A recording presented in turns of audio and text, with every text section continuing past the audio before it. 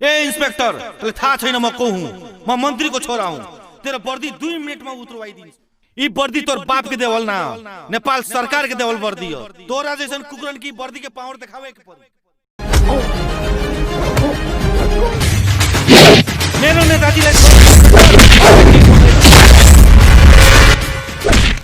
सरौ नेता के चमचा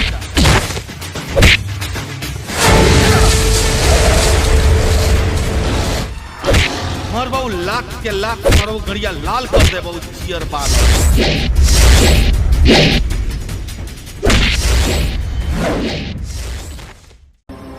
पूरो त्यही हो बतिया फरक बा जय मधेश धरुआ